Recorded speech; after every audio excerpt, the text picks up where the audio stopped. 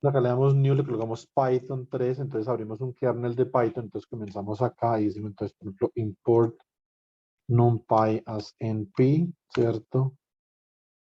Import, a ver qué necesito acá, matplotlib as npl, ¿cierto?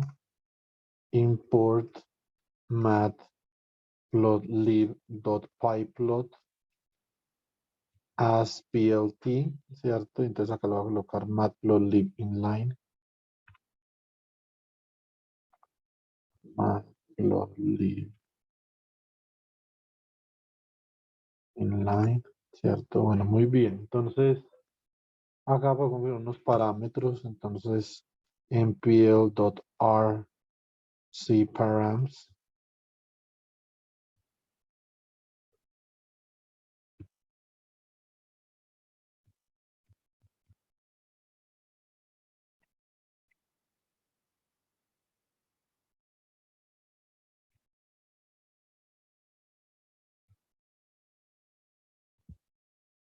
Bueno, muy bien. Entonces acá, ¿qué voy a hacer? Entonces, primero que todo,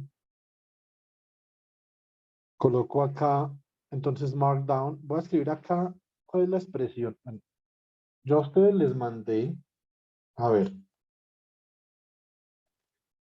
a ustedes yo les mandé la clase pasada, me imagino que les mandé las notas, pero yo las descargué.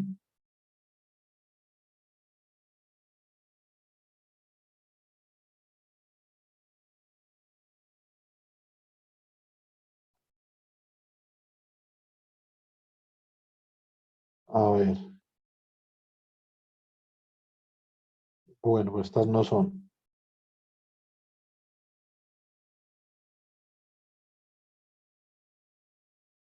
Yo no les mandé las notas de color específico a ustedes. No, creo que la clase anterior todavía no las había enviado.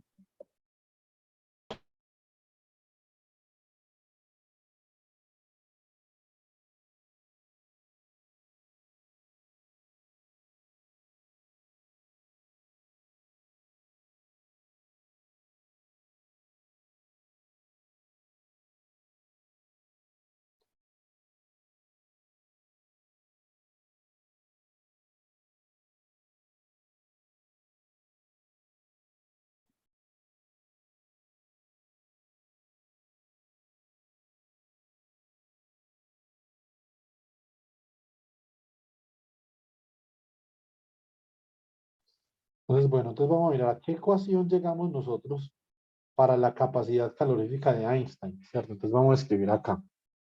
Entonces, Einstein's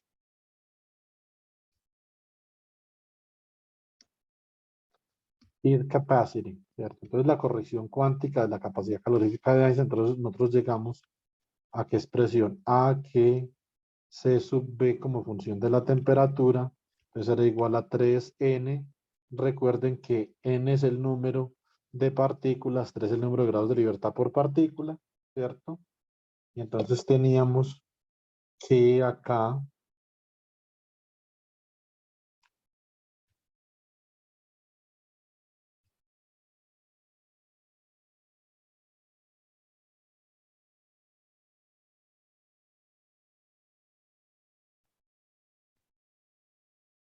la temperatura de Einstein sobre la temperatura del cuerpo, ¿cierto? Y acá entonces multiplicábamos por, sería acá E a la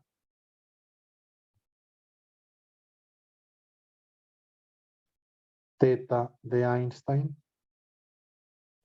sobre la temperatura dividido entre E a la teta de Einstein sobre la temperatura menos 1 todo al cuadrado, ¿cierto?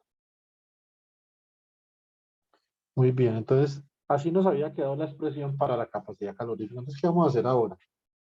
Lo que vamos a hacer es que vamos a comprobar los límites de baja y alta temperatura, pero gráficamente aquí en el computador. Entonces, yo, por ejemplo, puedo asumir, entonces, para graficar, entonces yo puedo graficar, por ejemplo, C sub B sobre 3NK sub B y hacer teta de Einstein igual a 1. Simplemente es una renormalización o coger teta de Einstein sobre T como una sola variable, una variable adimensional, ¿cierto? Entonces puedo colocar acá. Then we plot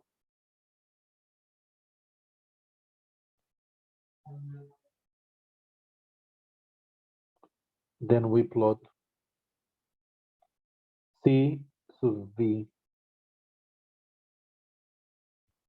of tau, por ejemplo. Vamos a una variable tau que sea adimensional, ¿cierto? Entonces esto va a ser C sub V de T dividido 3N K sub B.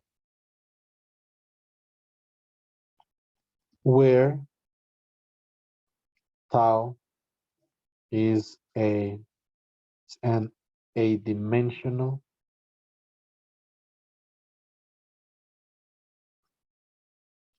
parameter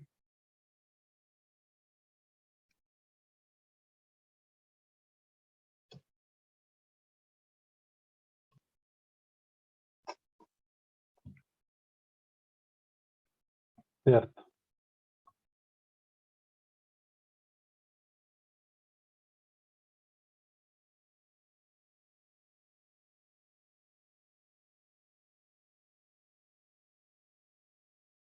Is an a-dimensional parameter given by. Entonces ese parámetro adimensional que nosotros vamos a seleccionar para hacer la gráfica, entonces sería teta de Einstein sobre la temperatura, ¿cierto? Muy bien. Ahora nosotros, perdón, la temperatura sobre teta de Einstein, para que ese parámetro sea proporcional a la temperatura, ¿cierto? Bueno, muy bien. Entonces así nosotros podemos graficar, vamos a graficar simplemente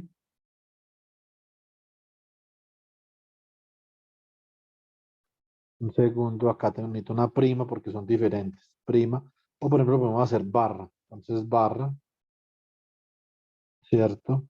Y esto también de tau.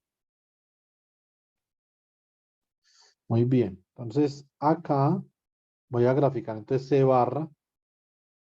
Los voy a copiar acá como para que ustedes vean. Acá colocamos, por ejemplo, C bar de V de tau is then given by, ¿cierto? Muy bien. Entonces este C barra que yo voy a graficar acá.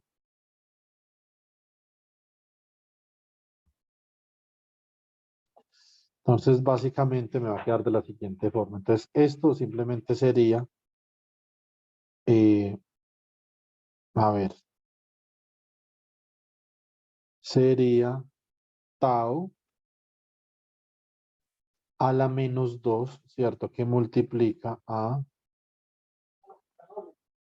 E a la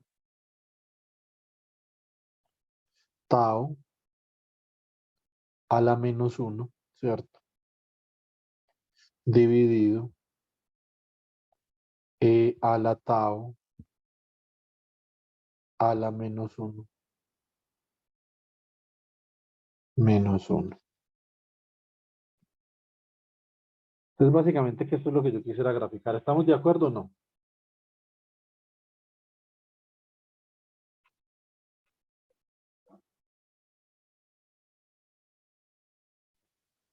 Sí, profe. Chicos, de acuerdo, bueno. Muy bien, entonces esta sería la verificación gráfica que yo tengo que hacer.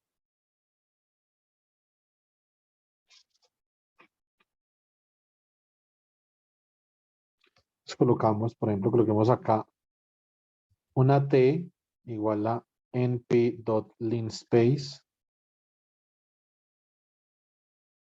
¿cierto? Entonces voy a coger, por ejemplo, desde cero no puedo. No puedo graficar desde cero, pero puedo graficar desde muy cerquita a cero, ¿cierto? Entonces, 0.01, por ejemplo, coma, 5, coma, por ejemplo, 1000 puntos, ¿cierto? Entonces,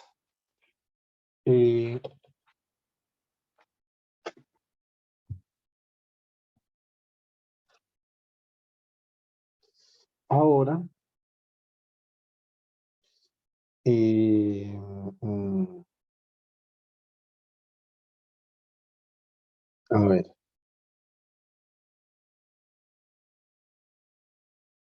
déjenme pensar una cosa, listo, entonces vamos a hacer esto, entonces vamos a colocar fig, ax igual a plt.subplots, ¿cierto? Vamos a colocar acá fig size igual lo 10,8, listo, muy bien. Uy, con razón, yo qué es esa vaina. Listo. Entonces ahora vamos a crear la función, chicos. Entonces, ¿qué función necesitamos? Necesitamos una función y, por ejemplo, que sea igual a 1 dividido t al cuadrado que multiplica a np.exp, ¿cierto? De 1 dividido t, por ejemplo, dividido p.exp. 1 dividido t, ¿cierto? Menos 1 al cuadrado. Listo, bueno, muy bien. Entonces acá, a ver, simplemente ax.plot, y entonces acá voy a hacer esto. Entonces voy a graficar, por ejemplo, t, y, ¿cierto? Color igual.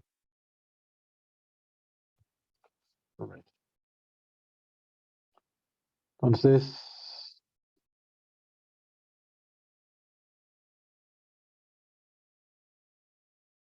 bueno, muy bien, vamos a graficar esto hasta 3. Listo. Muy bien, porque entonces esto básicamente estado, a ver, teta de Einstein igual a 1, ¿cierto? Entonces básicamente lo que estamos haciendo, teta de Einstein igual a 1. Permítanme un segundo. Acá vamos a colocar ax.setXlim, ¿cierto? Coloquemos esto entre 0 y 3, por ejemplo. Muy bien. Y acá entonces coloquémosle ax.setYlim. Y acá entonces le vamos a poner lo siguiente.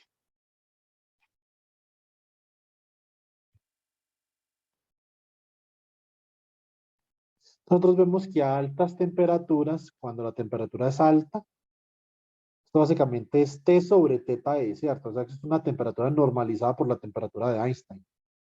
Entonces esto converge a 1, que sería simplemente 3nk sub B, y a baja temperatura 0. Entonces, digamos, esto es parte del análisis que nosotros queremos hacer. La otra parte del análisis que nosotros queremos hacer es a baja temperatura. Entonces, revisar que la expresión que nosotros derivamos el día lunes, nosotros derivamos una expresión el día lunes para baja temperatura, ¿cierto? Igual nosotros sacamos el límite, ¿cierto? Nosotros sacamos el límite y lo que queremos ver es que esa expresión que nosotros obtuvimos el día de ayer para baja temperatura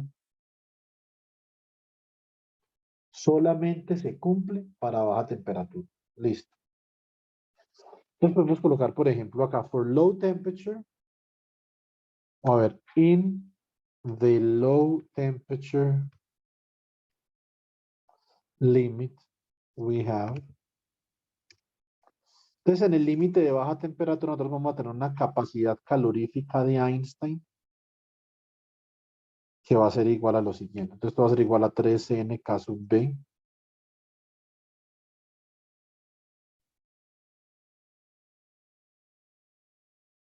Tres N sub B que multiplica teta E sobre T al cuadrado, ¿cierto? Entonces, básicamente, este mismo chisme que hay acá.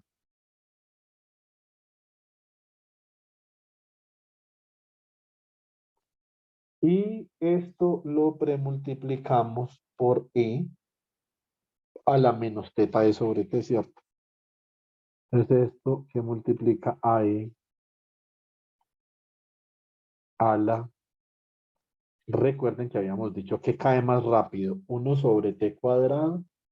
Cae más rápido E a la menos teta E sobre T o crece más rápido teta E sobre T al cuadrado, ¿cierto? Entonces, esa es una pregunta de convergencia, pues, ¿cierto? Entonces, esto es para bajas temperaturas, ¿cierto? Entonces, decimos acá, for which we plot. ¿Qué vamos a graficar? Entonces, vamos a graficar en este caso C barra sub B de tau, ¿cierto? Igual a C barra sub B de tau. Entonces, esto sería igual a ¿quién? Esto sería igual a ver, entonces tau a la menos 2, tau a la menos 2, ¿cierto? Por E a la menos tau a la menos 1, ¿cierto? Entonces vamos a graficar básicamente esta vaina de acá. Entonces debemos de verificar que este chisme que yo voy a graficar acá converja con la roja a bajas temperaturas, ¿cierto? Ese es el análisis gráfico que yo tendría que hacer. Listo.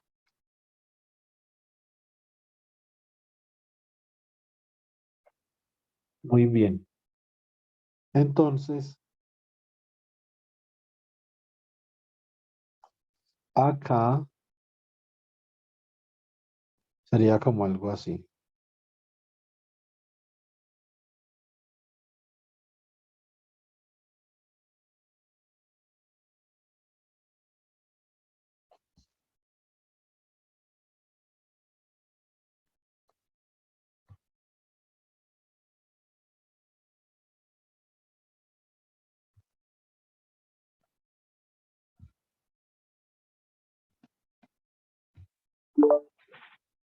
Listo. Bueno, entonces cambiamos de color.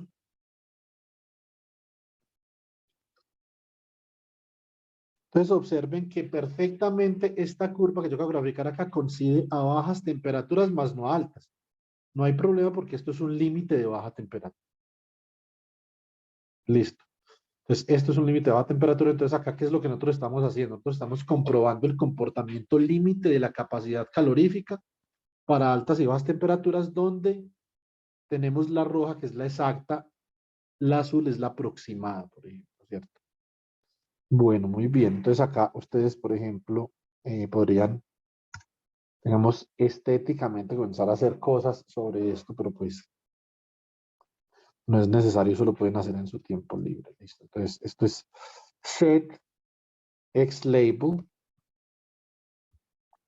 ¿cierto? Entonces acá tenemos entonces tau, es una temperatura adimensional. Esto es tita de Einstein sobre T. Listo.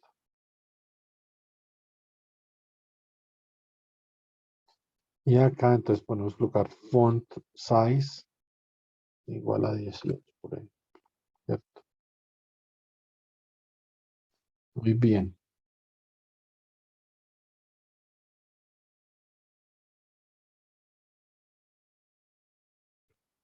Bueno, otra cosa que podemos colocar acá, esto es las unidades, ustedes pueden colocar A or dimensionless. Dimensionless. ¿Cierto?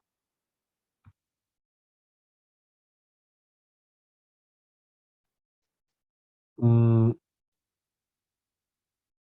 segundo. Esto tiene que quedar adentro.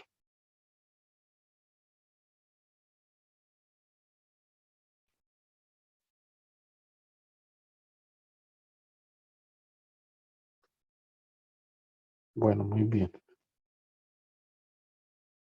O para que no quede esa vaina ahí como tan grande, ustedes pueden colocar acá, por ejemplo, Kelvin sobre Kelvin, ¿cierto? Eso también se hace a veces.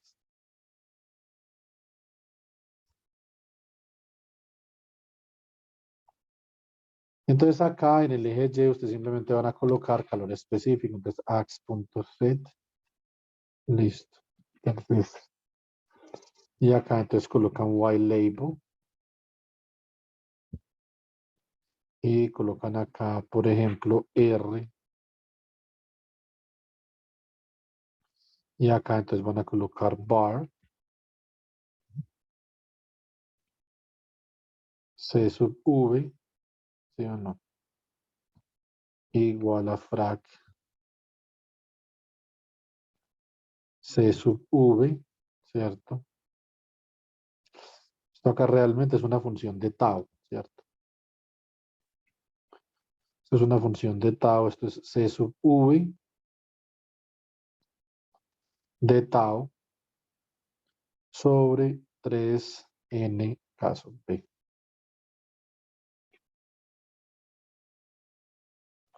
Listo. Entonces acá, esto también es adimensional naturalmente porque estoy dividiendo calor específico por unidades de calor específico. Y acá entonces colocamos, por ejemplo, color igual red, ¿cierto? Y ahora vamos a colocar font. Font size igual 20, por ejemplo, ¿cierto?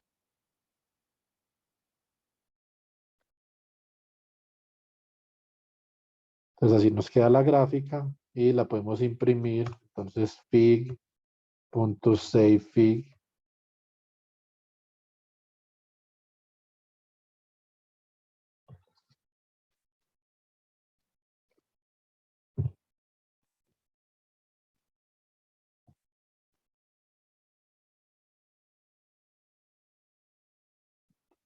Muy bien, entonces acá colocamos Einsteins.pdf, ¿cierto? Entonces vamos acá y revisamos. Entonces acá quedó Einsteins. Así nos queda la gráfica y así nos quedaría, por ejemplo, si la pegáramos en un documento, ¿cierto? Como en látex, nosotros que acostumbramos a hacer en látex, acostumbramos a utilizar EPS. ¿Sí o no? Entonces esta gráfica la guardamos en EPS. Muy bien, listo. Entonces aquí está el análisis gráfico para Einstein, ¿cierto? Bueno, muy bien. Hay veces que este chisme se deja importar, pero hay veces que no. No he podido saber cómo es la vaina con esto. Hoy, por ejemplo, se dejó importar. ¿Sí ven? Entonces acá básicamente que nos queda a nosotros como este cuadernito de cálculos con el código que, por ejemplo, si uno está trabajando en un proyecto, se lo puede pasar a un colaborador para que el colaborador, digamos, pueda ver ahí todo lo que uno está haciendo, ¿cierto? Entonces, punto importante. Ahí se sale de la margen, eso, pues, pero yo no sé cómo hacer para que no se salga. No he podido ver. Entonces, acá, Quantum Mechanics, ¿cierto? Vamos acá, Einstein Specific Kit. Einstein's.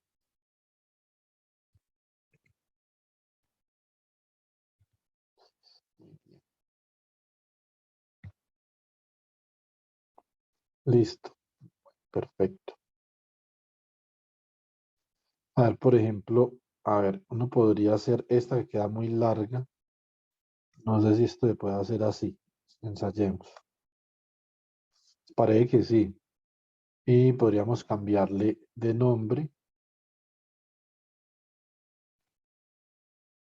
Entonces acá vamos a colocarle, a ver, shutdown. Entonces ya le colocamos rename. Entonces coloquémosle Einsteins specific heat.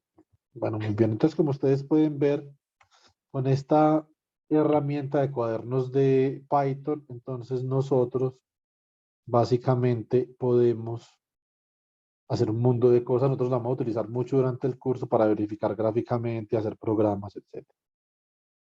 ¿Cierto? Bueno, muy bien. Esta es la primera verificación gráfica que nosotros podemos hacer. Listo. Podemos incluir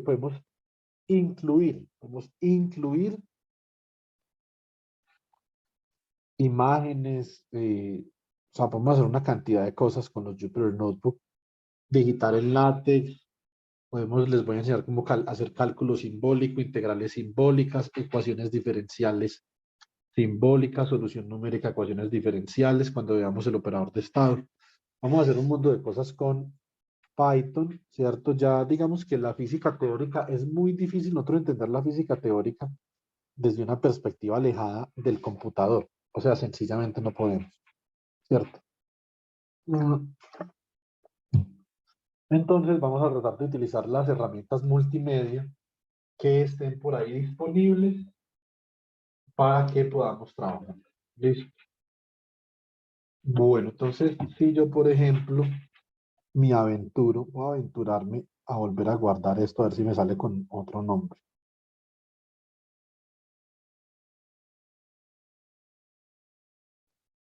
Listo.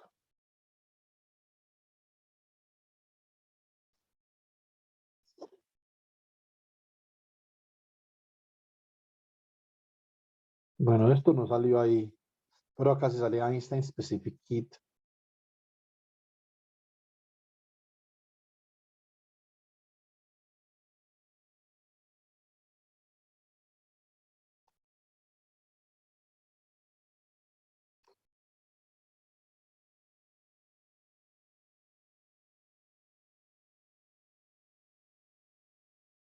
Muy bien.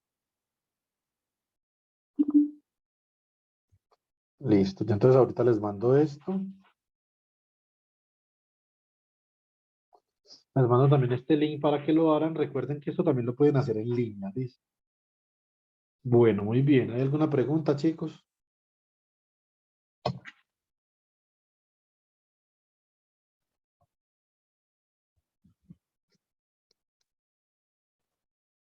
Pues, profe, creo que no, pero entonces, aclarando, la gráfica azul era, de usted decía que era la aproximación a la...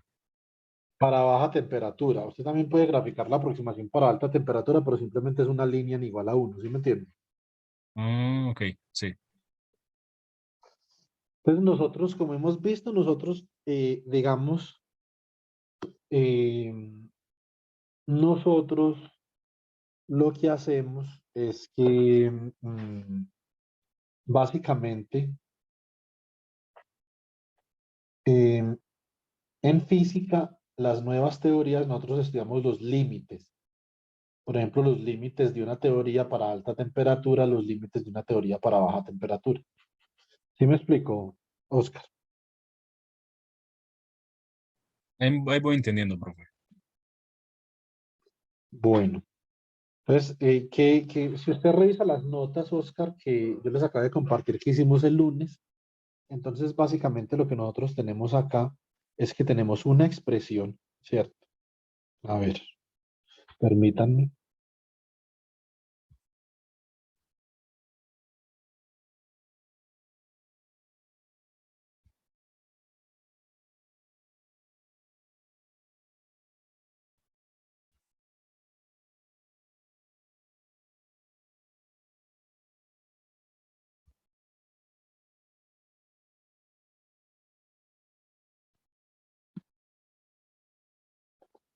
Entonces, no estoy compartiendo pantalla todavía.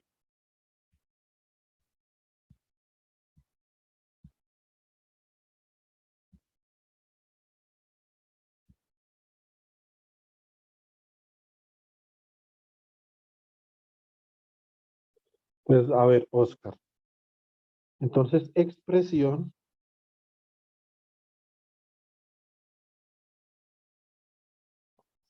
para la capacidad calorífica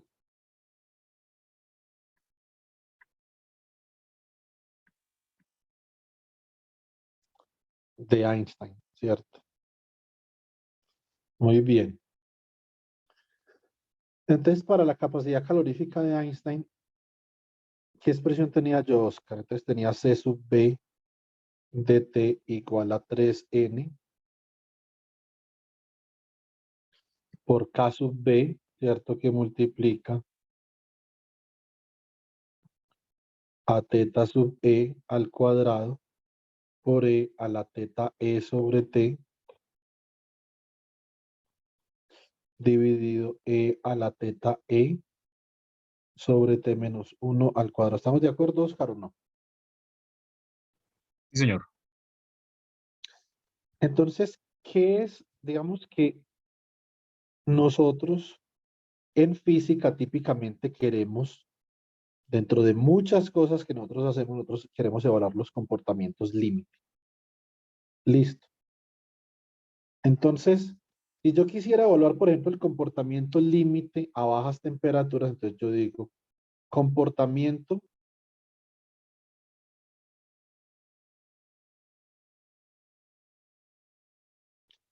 del calor específico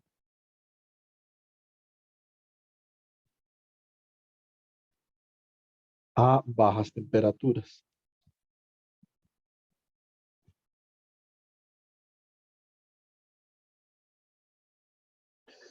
Entonces, para el comportamiento del calor específico a bajas temperaturas, yo lo que hago es que pues, digo, listo, esto es C sub B de T y esto queda como límite cuando T tiende a 0 de 3N K sub B, que multiplica a teta de Einstein sobre T al cuadrado por E, ¿cierto? A la teta de Einstein sobre T dividido entre E a la teta de Einstein sobre T menos 1. Ahora, para baja temperatura, Oscar, teta sub E sobre T es un número muy grande. ¿Estamos de acuerdo o no? Sí, señor. O sea, entre más pequeño sea T, Más más grande va a grande va a ser. ser. Exactamente. Eso significa que acá, por ejemplo, yo puedo asumir que E a la teta E sobre T es un número mucho mayor que 1, ¿cierto? Por lo tanto, puedo despreciar ese 1 y esto me va a quedar en este límite, me queda límite cuando T tiende a 0 de 3N K sub B teta E sobre T al cuadrado que multiplica a E a la teta E sobre T dividido E a la 2 teta E sobre T. Entonces yo puedo subir acá este con exponente negativo, ¿cierto?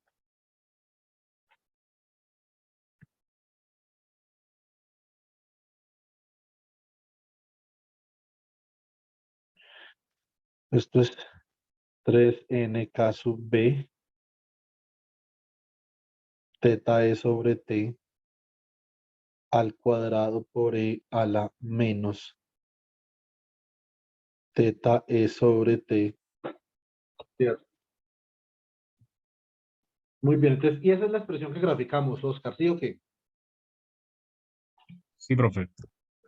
Entonces, esto es un límite para baja temperatura. Entonces, esto es un comportamiento límite de la expresión del calor específico. Siempre cuando nosotros derivamos una nueva teoría en física, entonces ustedes pueden escribir ahí, ¿qué pasa cuando yo hago una teoría? Entonces, digamos, yo termino la teoría y ¿qué pasa? Entonces, me va a acostar. Y al otro día por la mañana, entonces, ¿qué hago? Analizo los comportamientos límite. ¿Cierto? Entonces, vamos a analizar otro comportamiento límite. Entonces, comportamiento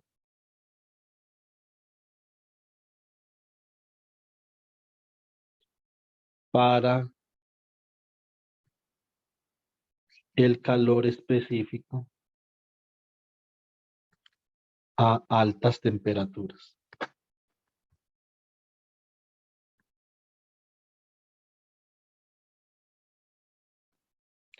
Listo, muy bien.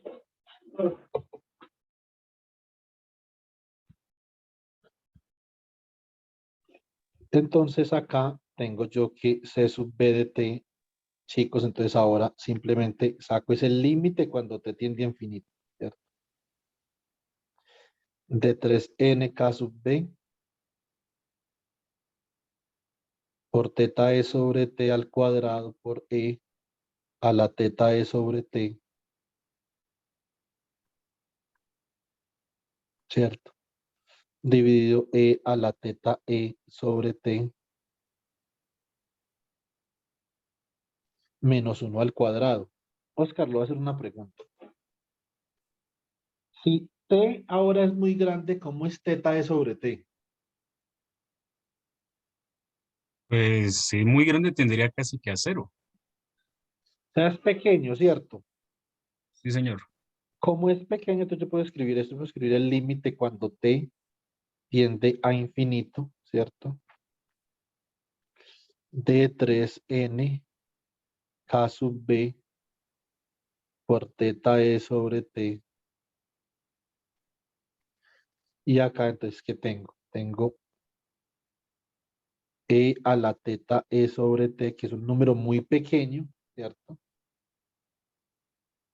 Ese teta, esto va a ser un número muy cercano a cero, Oscar. Si eso es muy cercano a cero, entonces todo esto es muy cercano a 1, ¿sí o no?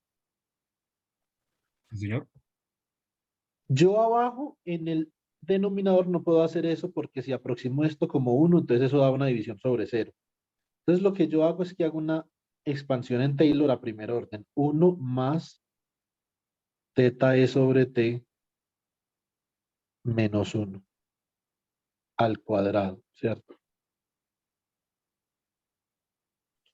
¿Y esto cómo queda? Entonces va a quedar teta E al cuadrado, teta E sobre T al cuadrado sobre teta E sobre T al cuadrado. O sea que esta se cancela con esta y este límite simplemente da 3N K sub B, que es la ley de Dulong-Pettit. ¿Sí pilló?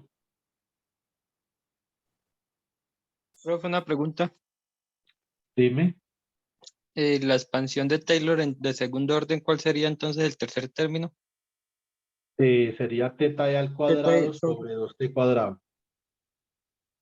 Ah, ya recordé. Pero, profe, no me fijé bien lo del teta E sobre T. O sea, el término como tal se vuelve despreciable, ¿se puede decir? Lo que escuché, lo que entendí. Sí. O sea, no se puede despreciar, sino que usted, por ejemplo, lo que pasa es que esto yo lo hice muy rápido. Oscar, sería límite cuando T tiende a infinito, ¿cierto? De 3N K sub B, ¿cierto? Acá queda teta E sobre T al cuadrado, pero como esto está al cuadrado, esto queda como 1 sobre teta E sobre T al cuadrado, o sea que usted está dividiendo por la misma cantidad, ¿sí o no? ¿Sí pillo? Sí, sí, sí, señor, es que no lo miré bien. Sí, sí, ya miré. No hay problema. Profesor, una pregunta. ¿Qué hubo, viejo? Esto, el parámetro de teta de Einstein es el que me dice si es cuántico o clásico. No, esto es cuántico. Para cualquier valor de teta de Einstein. Cualquiera, lo que le dice el valor de teta es qué tan grande es la temperatura. Teta es una escala característica para determinar qué tan grande es la temperatura. Ah, Listo. listo. Entonces, eso es lo que es teta. Mm, Cuando estamos a altas temperaturas,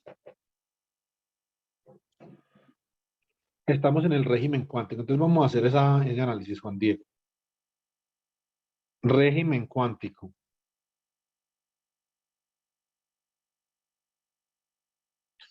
Cuando estamos en el régimen cuántico, entonces básicamente lo que nosotros podríamos observar sería como algo así. En el régimen cuántico, entonces yo tengo una comparación, yo voy a establecer una comparación, voy a decir que gamma es igual a algo comparativo.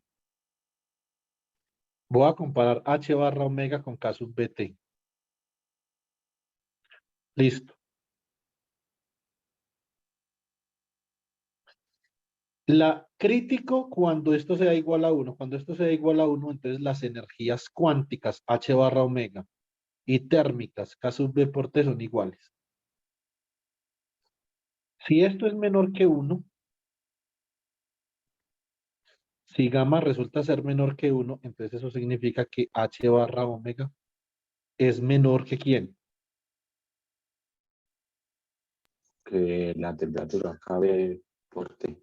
La energía térmica, ¿cierto? Eso significa que domina para gamma menor que 1, domina la energía térmica, ¿cierto? Y para gamma mayor que 1, domina la energía cuántica. Entonces es cuántico cuando la energía térmica va a ser menor que H barra por omega. Entonces, para que uno diga que algo es cuántico, tiene que ser a muy baja temperatura, ¿cierto? Listo, Juan Diego. Ah, listo, profesor. Gracias. Bueno, muy bien. Entonces, pero esto es cuántico porque esto parte del hecho de que estamos cuantizando la energía. Y eso digamos que nos lleva al siguiente paso, a la siguiente cadena, al siguiente eslabón en la cadena del estudio de la mecánica cuántica. Entonces, póngame cuidado a esto. Y es el siguiente. Vamos a mirar, nosotros ya evaluamos las consecuencias de la cuantización de energía sobre la radiación de cuerpo negro, la consecuencia de la cuantización de energía eh, mm, sobre eh, el calor específico de Einstein. Después miramos a ver cómo sería el calor específico de Debye, ¿cierto? Ahora, lo que vamos a hacer, ¿cierto? Es que eh, mm, Para el átomo de Bohr. vamos a trabajar con el átomo de Bohr, exactamente, Jefferson. Entonces vamos a mirar con el átomo de Bohr. Entonces, la estructura de la materia es fundamentalmente discreta, ¿sí o no? Entonces, lo que nosotros tenemos que hacer es que debemos de, eh, mm, digamos de alguna forma, debemos de demostrar esa estructura discreta de la materia, ¿cierto? Entonces, y eso parte del hecho de que la energía está cuantizada, que es el postulado de Planck. Entonces, vamos a trabajar con el postulado de Planck un segundo, listo. Bueno, bien. A ver, bueno. Pues por acá, ¿qué tenemos por acá? Modelo atómico de Bohr.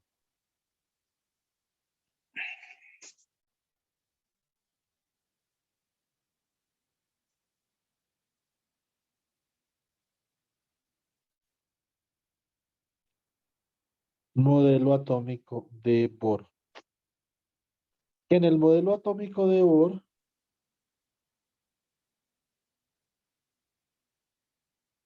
básicamente que yo voy a tener un electrón que está orbitando alrededor de un núcleo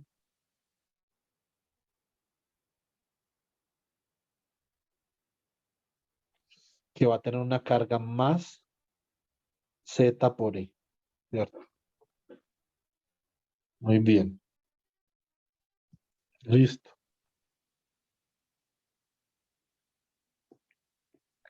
Acá, entonces yo voy a tener el condenado electrón, ¿cierto?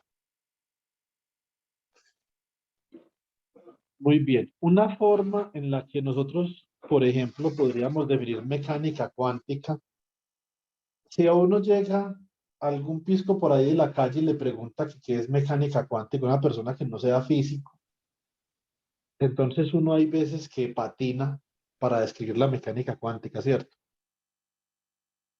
Entonces, por ejemplo, si llega Federico Gutiérrez, Oscar, y le pregunta a usted qué es mecánica cuántica, porque él quiere utilizar la palabra mecánica cuántica en un debate, ¿usted cómo lo ayudaría? ¿Qué le diría a usted? Pues, profe, si es más que todo, digamos, mecánica cuántica simplemente es, digamos, entrar como a un mundo subatómico, más, ¿cómo se dice? Más explícito en la física. Bueno, a ver, ¿quién le ayudaría a otro candidato diferente a explicar mecánica cuántica en un debate? ¿Cómo le ayudaríamos? ¿Qué le diríamos? Es el estudio de la materia a nivel energético. No, porque eso lo estudian todas las escalas de la física, la clásica también, porque en la clásica usted tiene hamiltoniano, ¿cierto? Eso sería como el estudio de la cuantización de la energía. No, porque como vamos a ver, hay varias cantidades que están cuantizadas. Toda cantidad conservada se puede cuantizar, ¿cierto?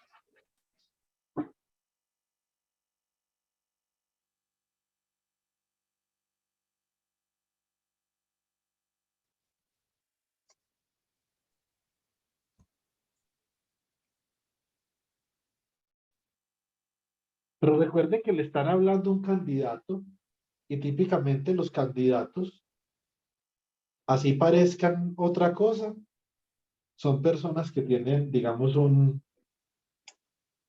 tienen, tienen un nivel intelectual bastante discreto, pues, ¿cierto? Entonces, ¿cómo le vamos a explicar mecánica cuántica a una persona de esas?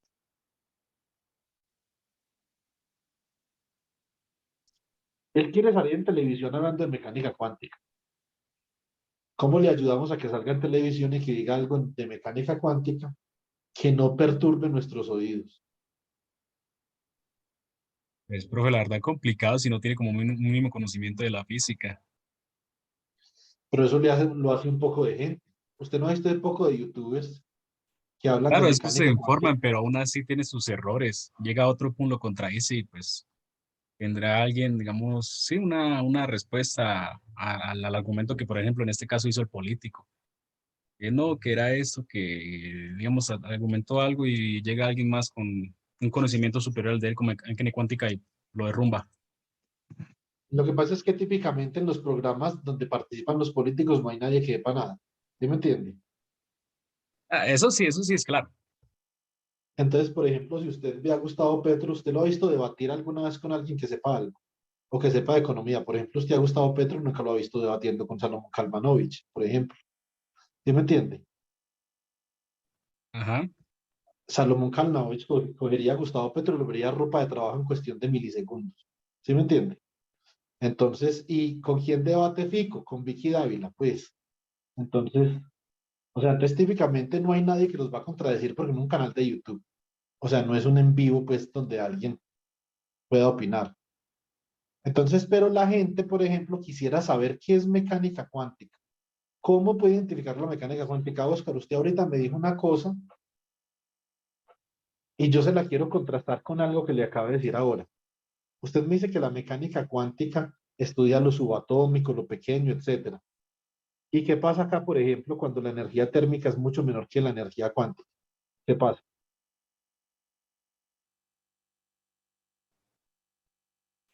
La energía térmica es mucho menor que la energía cuántica. La térmica mucho menor que la energía cuántica.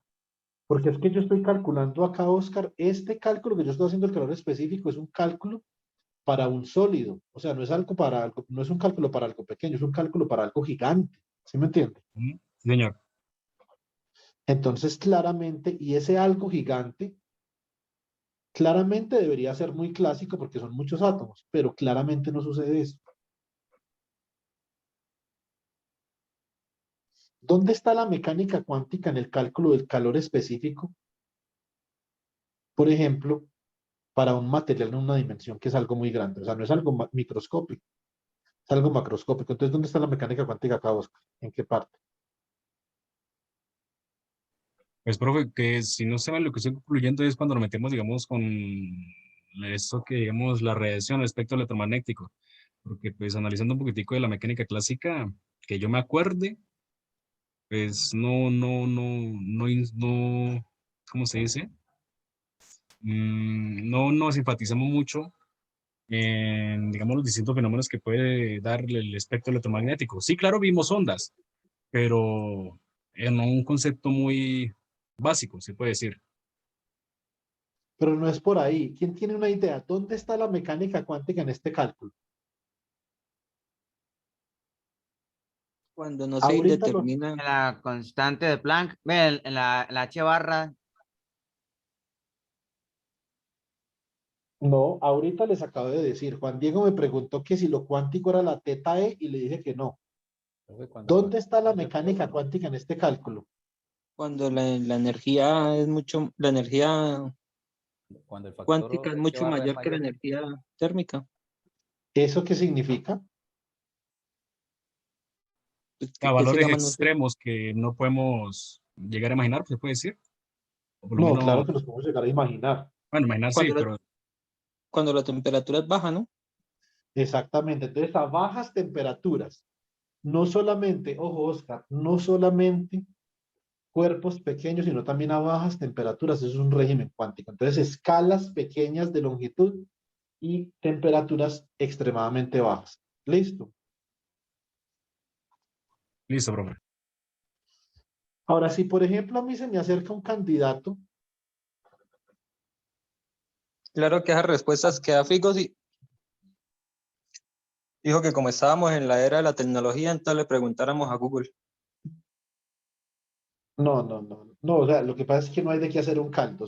Por ejemplo, pero eso es muy común en ellos, ¿cierto? Por ejemplo, una persona que realmente es una persona muy formada, porque Fajardo es formado, pero en matemáticas, ¿sí o no? Entonces, y en educación.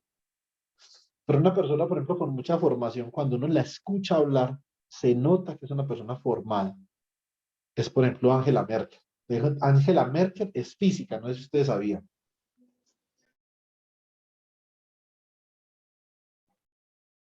La que fue canciller de Alemania. Ella estudió física, ¿cierto? Y, y se nota la diferencia, por ejemplo, ¿cierto? Claudia López hizo el doctorado en la Universidad de Urbana-Champaign, ¿cierto? Se nota la diferencia en un discurso de Claudia López y en un discurso de Gustavo Petro y de Federico Gutiérrez, ¿cierto? Se nota mucho la diferencia, ¿cierto? O sea, Gustavo Petro sabe estadísticas, ¿sí o no? Pero nunca ha discutido con nadie que le pueda debatir realmente. O yo les digo, me gustaría verlo con Salomón Kalmanovich, que ese es un economista como Dios manda, ¿sí o no? Entonces, lo que yo les diría, si me toca que contestarle, les diría esto. Diga que la mecánica cuántica surge a raíz de que hay algunos fenómenos que contradicen la lógica humana, ¿cierto? Hay cosas que contradicen la lógica que uno tiene. Entonces, por ejemplo, ¿cuál es la lógica? La lógica que se tenía en la época del átomo de Bohr. La lógica que tenía en la época del átomo de Bohr es que si este electrón se comportara como una partícula, ¿cierto? El electrón, naturalmente, después de cierto tiempo, iba a comenzar a disipar energía. Él iba a disipar energía porque las partículas aceleradas emiten radiación, emitiendo radiación iba a disipar más energía hasta que iba a chocar con el núcleo. Claramente, la observación demostró que esto no era posible, ¿cierto? Eso lo vamos a ver mucho con el experimento de Stern-Garland. Entonces hay una observación que está retando la lógica con la que nosotros pensamos, ¿cierto? Ese es, digamos, un aspecto fundamental de la mecánica cuántica. La mecánica cuántica es una rama de la física que trata de explicar aquellos fenómenos que retan la lógica convencional que nosotros tenemos. ¿Cuál es la lógica convencional que nosotros teníamos en esa época? Porque el electrón va a perder energía y se va a chocar contra el núcleo. Claramente, el hecho de que exista un átomo y que sea estable implica que esto no es cierto. Entonces, obviamente, hay algo o en algún momento no estamos pensando con claridad con respecto a cómo es que se estructura un átomo. O, por ejemplo, con respecto a cuál es la estructura que tienen sus componentes, sus constituyentes. Refiriéndome mejor a eso, entonces, ¿qué sucede? La lógica tradicional hacía que nosotros pensáramos en los 1900 que el electrón básicamente se comportaba como un planeta que estaba orbitando alrededor del núcleo, ¿cierto? Como si el núcleo fuera pues el Sol. Y la lógica convencional era que el electrón era simplemente como una partícula, tenía una naturaleza corpuscular como si fuera una bola de billar, ¿cierto? Lo que Bohr pensó fue básicamente esto. Bohr pensó que el electrón más bien podía orbitar de forma ondulatoria la trayectoria del átomo. Ahora, en ese tiempo ya se conocía sobre la interferencia. Como esto es una onda, el electrón, entonces en este punto, cuando retorna al punto de inicio, entonces él va a interferir constructivamente consigo mismo. Si interfiere destructivamente, se va a destruir, ¿cierto? Para que el electrón no se destruya, si comportándose ondulatoriamente, tiene que interferir constructivamente, ¿cierto? Muy bien. Acá, en este caso particular, entonces, ¿qué tenemos? Lo que vamos a tener es que si la interferencia es constructiva, la longitud de onda del electrón debe de ser igual al perímetro de la trayectoria circular. Pero resulta que el electrón puede dar cuantas veces quiera vueltas alrededor del átomo, ¿cierto? Esto sí da una sola vuelta, pero podría dar, por ejemplo, 2 vueltas. Y podría seguir dando vueltas, 3 vueltas, 4 vueltas. Eso implica que una relación que va a describir este proceso de interferencia cuántica constructiva es que un número entero por la longitud de onda del electrón es igual a 2πr, ¿cierto? Y de acá, entonces yo puedo despejar la longitud de onda del electrón y puedo decir simplemente que la longitud de onda del electrón es 2πr sobre lambda, sobre n, sobre este número entero. ¿Listo? Muy bien. Ahora vamos a mirar a partir de acá cómo nosotros podemos ver, si nosotros recordamos mecánica clásica, en los movimientos de fuerza central, como el movimiento circular uniforme, ¿qué cantidad se conserva en el movimiento de fuerza central? Mecánica clásica básica. ¿Quién me recuerda, por favor? El momento. Muy bien. Momento angular, una cantidad conservada. Momento angular.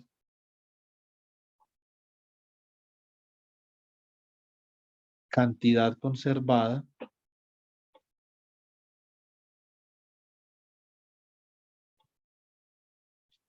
En el movimiento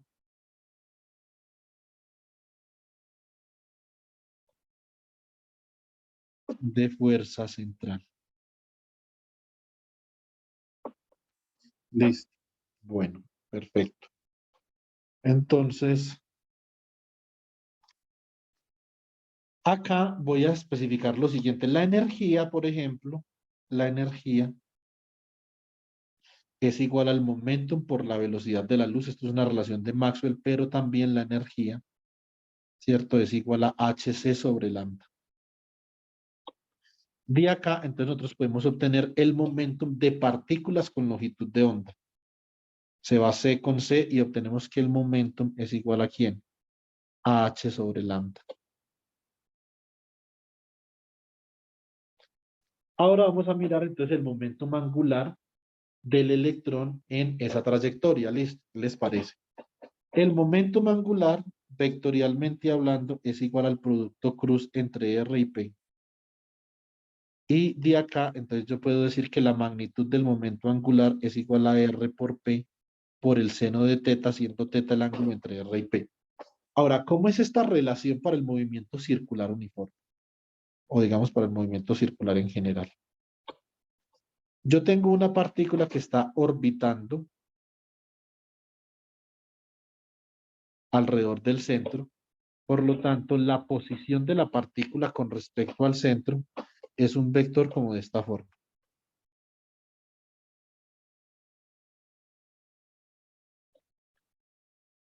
Y la velocidad, que es paralela al vector momento, es una velocidad que es tangencial a la trayectoria, ¿cierto?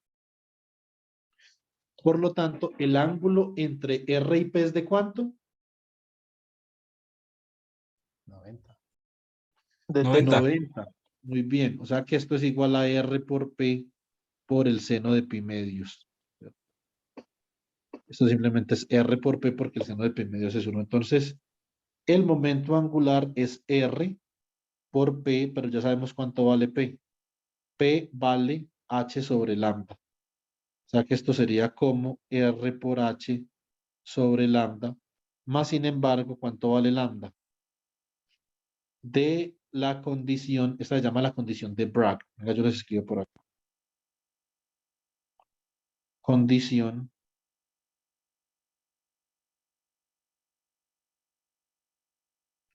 de Bragg. Esto es dividido 2pi r dividido n. Entonces acá, ¿qué va a pasar? Se va a ir r con r y me va a quedar que el momento angular es h sobre 2pi multiplicado por n, ¿cierto? Y de acá definimos este h sobre 2pi como h barra. Por lo tanto, el momento angular está cuantizado y es igual a un número entero por h barra. Ahora, esta expresión a la que nosotros llegamos para la cuantización del momento angular en el caso del átomo de Bohr, esto tiene un problema. Ya les voy a explicar cuál es. Resulta que experimentalmente lo que nosotros podemos ver es que el estado fundamental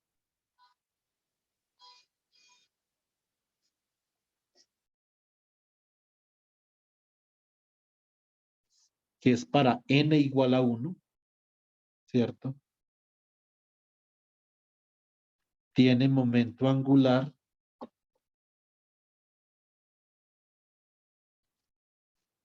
L igual a 0. Entonces, claramente hay un problema con esta expresión de acá. Porque acá si n fuera igual a 1, entonces L es igual a h barra. Y eso no es correcto, ¿cierto? Es inconsistente con la observación experimental. ¿Cierto? Muy bien. Entonces, el estado fundamental n igual a 1 tiene momento angular L igual a 0. ¿Cierto? Bueno, de acá,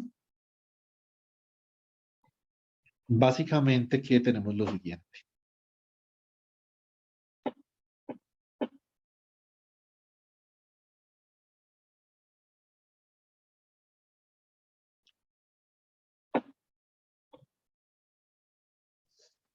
El momento angular está cuantizado, ¿cierto? Y es un producto entero de h barra en el caso del átomo de Bohr, ¿cierto? Nosotros cuando veamos la representación atómica con la ecuación de Schrödinger nos vamos a dar cuenta que, digamos, la realidad acá se torna como un poquito diferente. ¿Listo? Entonces es un poco diferente cuando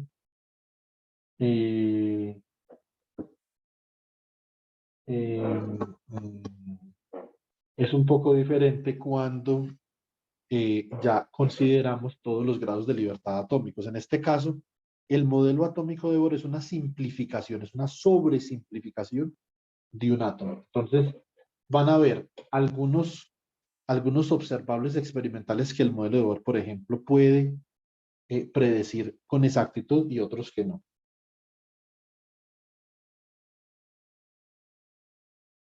Listo.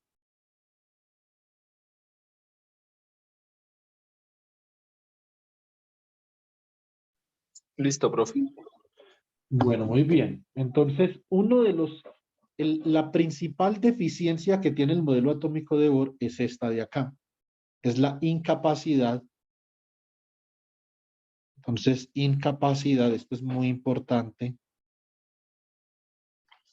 de predecir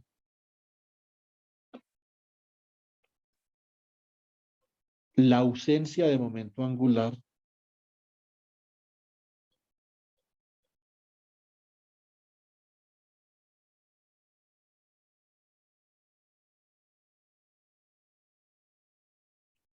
del estado fundamental.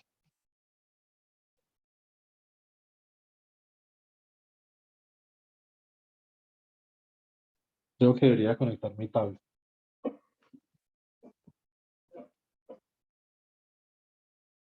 Entonces, digamos, ese es el principal problema. Ese es el principal problema que tiene el modelo atómico de Bohr. Ahora, hay unas ventajas de usar el modelo atómico de Bohr. Entonces, por ejemplo, yo podría enumerar acá las ventajas. Entonces, ¿cuáles son? Eso no serían las ventajas, ¿cierto? Serían los alcances, alcances del modelo atómico de Bohr.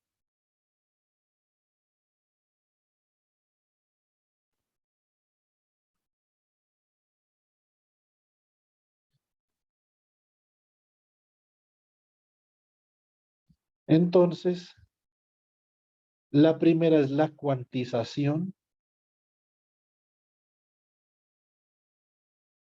del radio atómico.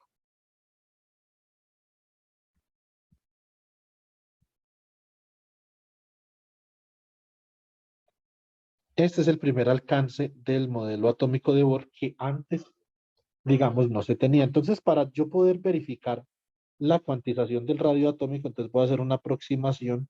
Voy a aproximar el comportamiento del electrón por un segundo como el de una carga puntual. Digamos que este es el electrón.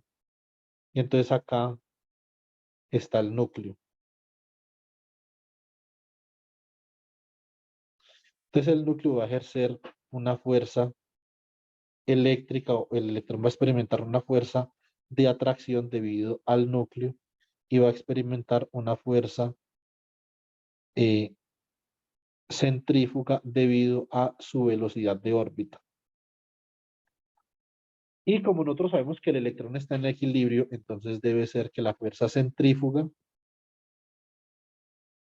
entonces es igual a la fuerza de atracción eléctrica. Esto es magnitud, chicos, esto es magnitud. El signo ya está incluido en la dirección. ¿Listo? Bueno, muy bien. Entonces acá que tengo fuerza centrífuga, entonces tengo que mv al cuadrado, ¿cierto? Sobre r va a ser igual a... Por favor, alisten las calculadoras. Muchas gracias. Va a ser igual a 1 sobre 4pi epsilon sub 0 que multiplica la carga del electrón por la carga del protón, la que queda ZE al cuadrado sobre R al cuadrado, ¿cierto?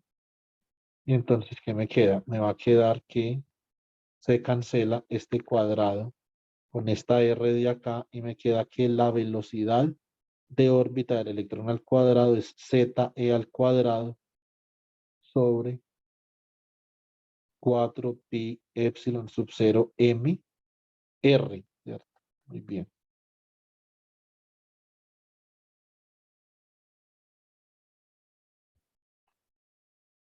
Ahora, yo puedo igualar esta velocidad al cuadrado.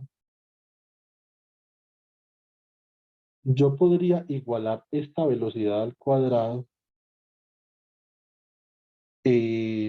con la velocidad que yo puedo despejar de acá, porque el momentum angular es simplemente, ¿quién es el momentum angular? La magnitud es R por V, ¿cierto? Por la masa. Rm por V. Entonces, y esto es igual a NH barra. Entonces, de acá yo podría despejar V al cuadrado y hacerla NH barra sobre MR todo al cuadrado, ¿cierto? Entonces, muy bien. Entonces, de acá yo puedo obtener que V al cuadrado es igual a N al cuadrado, H barra al cuadrado, ¿cierto? Sobre M al cuadrado, R al cuadrado, y esto es igual a Z, E al cuadrado, ¿cierto? Sobre 4pi epsilon sub 0, MR. Yo puedo invertir esta relación y de la inversión de esta relación, entonces obtengo que M al cuadrado, R al cuadrado sobre N al cuadrado, H barra al cuadrado es igual a 4pi epsilon sub 0 MR sobre Z E al cuadrado. Muy bien. Entonces de acá yo voy a cancelar esta R con este cuadrado, esta M con esta M de acá, ¿cierto? Y me queda finalmente que R, el radio de la órbita del electrón es 4pi epsilon sub 0 H barra al cuadrado sobre la masa por E al cuadrado. Y acá entonces multiplico acá por N al cuadrado y divido sobre Z. Como ustedes pueden notar claramente, a partir de esta expresión que se deriva en el paper de Bohr, el radio de la órbita está cuantizado. Es decir, el electrón no se puede encontrar a cualquier distancia, no se puede encontrar a cualquier distancia del núcleo. El electrón se va a encontrar, dependiendo de Z, a esta distancia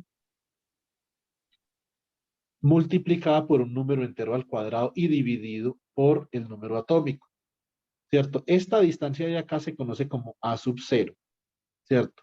Y A sub 0 es el radio de Bohr. O también se le llama radio fundamental, porque es el radio, es la distancia más pequeña a la cual se puede encontrar el electrón del núcleo. ¿De dónde, cuál es el origen de esta expresión de la cuantización del radio, que es, digamos, el primer alcance que tiene el modelo atómico de Bohr? El origen, naturalmente, es la cuantización del momento angular. ¿Cierto?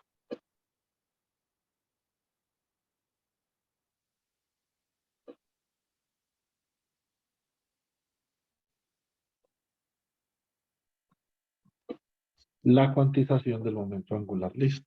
Muy bien. Ahora vamos a utilizar los siguientes valores. Epsilon sub 0,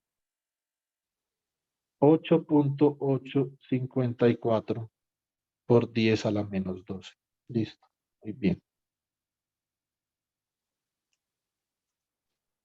Coulomb al cuadrado sobre newtons metros al cuadrado. Vamos a utilizar la masa del electrón como 9.11 por 10 a la menos 31 kilogramos, ¿cierto? Vamos a utilizar la carga del electrón como 1.6 por 10 a la menos 19 coulomb. Y vamos a utilizar H barra como 1.054 por 10 a la menos 34 joules segundo. Listo. Bueno, entonces vamos a reemplazar, chicos, por favor. Y ustedes me dicen cuánto vale A sub 0. El valor de A sub 0 va a dar en unas unidades y esas son las unidades que me van a determinar cuál es la escala característica para yo trabajar con distancias con átomos, moléculas, etc. Entonces, este es un número muy importante porque determina la escala característica de longitud. La semana entrante en el taller nos vamos a leer un artículo que nos va a hablar del tema de las escalas características de longitud, energía, tiempo y masa en la materia condensada. Entonces, esto es 4pi epsilon sub 0 h barra al cuadrado sobre m e al cuadrado. Entonces, ¿cómo queda? Queda como 4pi por 8.854 por 10 a la menos 12 coulomb al cuadrado sobre newtons metros al cuadrado por 1.054 por 10 a la menos 34 joule segundo al cuadrado sobre 9.11 por 10 a la menos 31 kilogramos por 1.6 por 10 a la menos 19 coulomb al cuadrado. Listo, chicos, ya tienen. Oscar, ¿usted ya tiene la calculadora afuera o no? Yo quiero buscar a la sala, estoy en la pieza, profe. Hágale, andando. Dio 5.3 por 10 a la menos 11. Me dio Cinco. 5.2914 por día a la menos 11. Básicamente lo mismo que el compañero.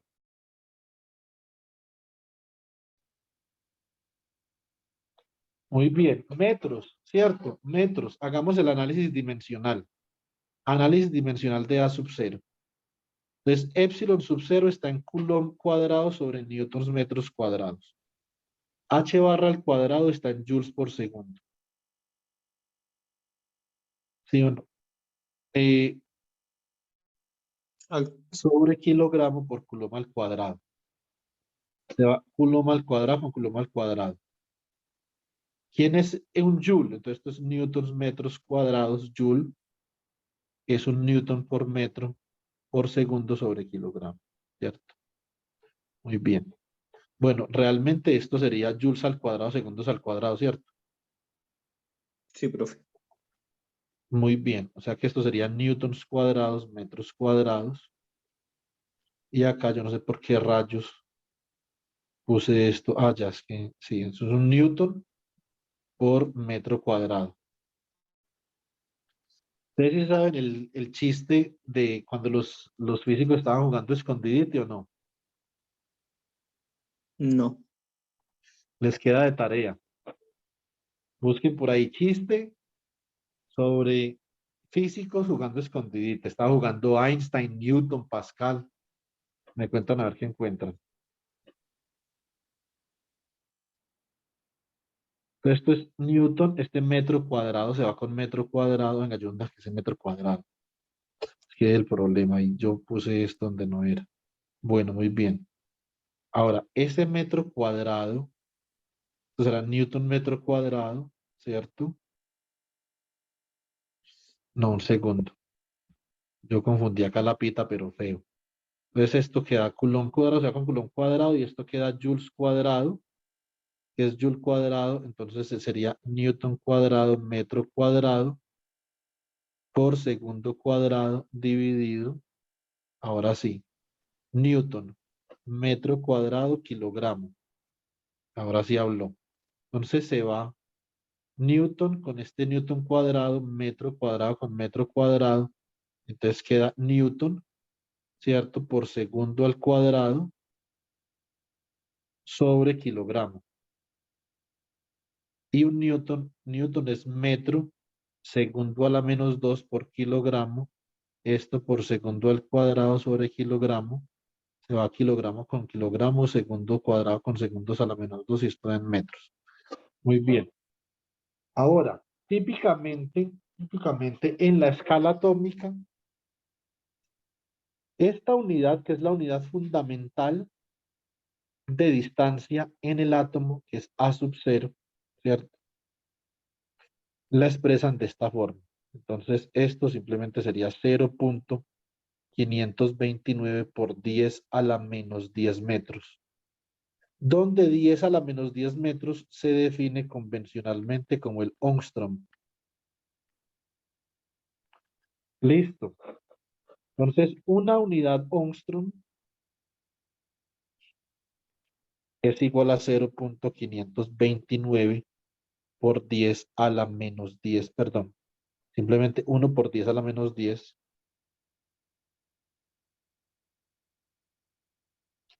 metros. Después les muestro que en el laboratorio Ångström, que es un laboratorio que hay en Suecia, hay una, en la cafetería aparece esta unidad con todos los decimales. Entonces, esto es supremamente utilizado. Las unidades Ångström son muy utilizadas para nosotros poder discernir, hay que discernir cuál es la escala característica de longitud para el estudio de la física en cada caso. En el caso de la escala atómica y la escala molecular, el Ångström es una unidad característica, ¿cierto? Entonces, por eso los radios atómicos de los diferentes tipos de átomos se miden en unidades Ångström. Listo. Entonces, acá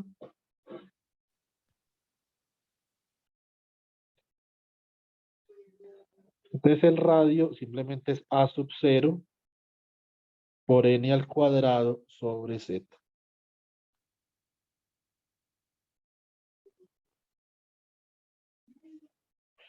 Listo. Muy bien. Para el átomo de hidrógeno, para H, por ejemplo, para HZ es igual a 1, ¿cierto? Por lo tanto, R sub 1 simplemente es A sub 0. Es decir, la primera órbita electrónica se encuentra a una distancia igual de 0.529 unidades Ångström del núcleo, ¿cierto? La segunda órbita atómica del átomo de hidrógeno sería 4 A sub 0, ¿cierto? La tercera sería 9 A sub 0. La cuarta sería 16 A sub 0. Es decir, el electrón no se puede encontrar en ningún lugar entre órbitas. Eso significa que la órbita está cuantizada. Es una restricción impuesta sobre los lugares donde puede estar el electrón. Y lo que nosotros vamos a demostrar la próxima clase es que cada que el electrón cambie de órbita, cambie de energía. Esta órbita tiene una energía. Esta órbita tiene una energía diferente. Por eso, típicamente, los diagramas de energía del átomo son como unas rayitas. Para n igual a 1, que es cuando el electrón está en la órbita, para n igual a 1 tiene una energía. Para n igual a 2 tiene otra energía. Y tiene prohibido tener energías entre estas dos, ¿cierto? El electrón nunca va a tener una energía que se encuentre entre la energía, por ejemplo, E1 y E2. O el electrón se encuentra en una órbita de energía E1 o se encuentra en una órbita de energía E2, pero no se encuentra en la mitad, ¿cierto? Entonces, esta es una consecuencia. Ahora, esta sería una consecuencia de la cuantización de la órbita del átomo. O sea que cuando yo hablo del segundo alcance del modelo de Bohr, que es la cuantización de la energía,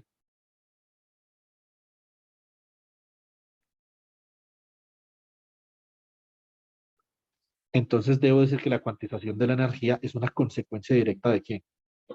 De la cuantización de la órbita del electrón. Entonces la energía sería igual a la energía cinética del electrón más la energía potencial. La energía cinética es un medio de la masa de la velocidad al cuadrado y la energía cinética sería menos Q1 por Q2, o sea que esto sería, aquí ya llevamos el signo porque eso ya no es un vector, aquí entonces ya necesitamos el signo de la energía potencial, sería ZE al cuadrado sobre 4pi epsilon sub 0r, ¿cierto?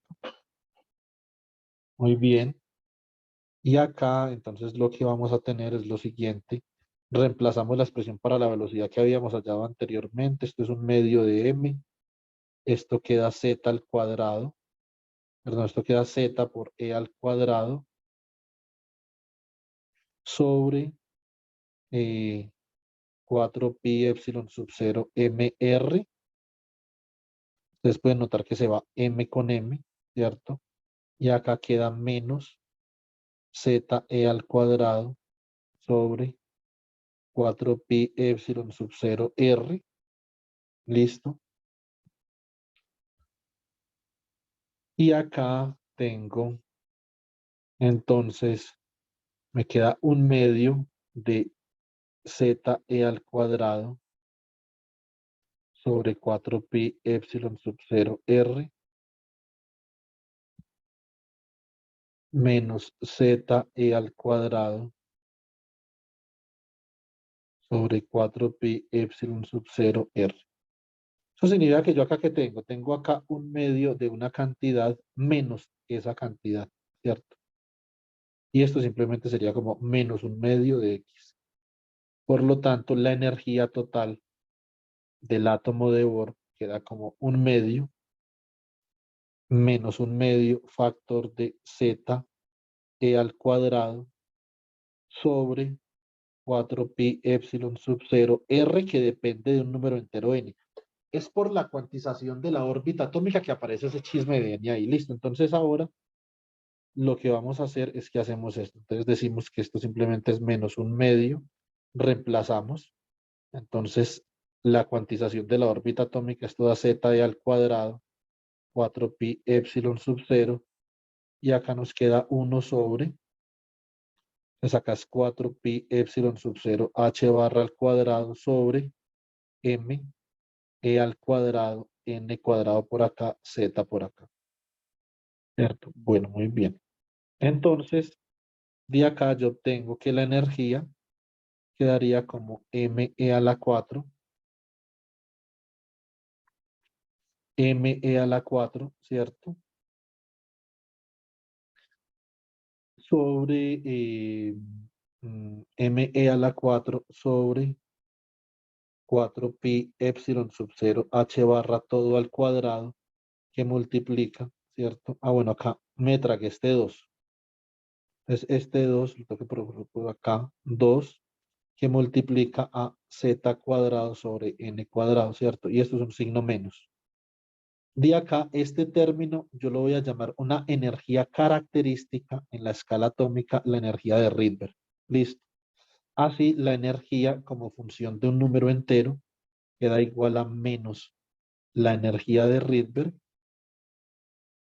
que multiplica a z cuadrado sobre n cuadrado, ¿cierto? Muy bien. Donde la energía de Rydberg queda como me a la 4, me a la 4 sobre 2, 4pi epsilon sub 0, h barra todo al cuadrado, listo. Muy bien, entonces, tómense en los próximos 10 minuticos, en 10 minuticos, evalúen esta energía y me hacen el análisis dimensional de la energía de Rydberg, por favor, para verificar que de hecho esto es una energía. Listo. 10 minuticos.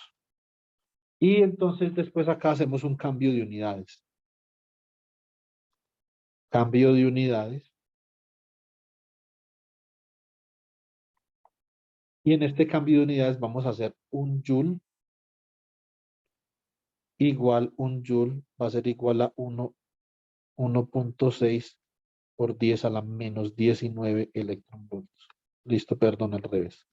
Un electronvolt es igual a 1.6 por 10 a la menos 19 joules.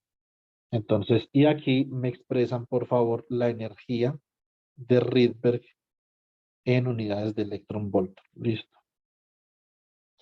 Bueno, chicos, en 10 minutos nos vemos con esto terminado. Listo.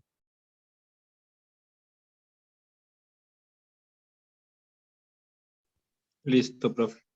Listo.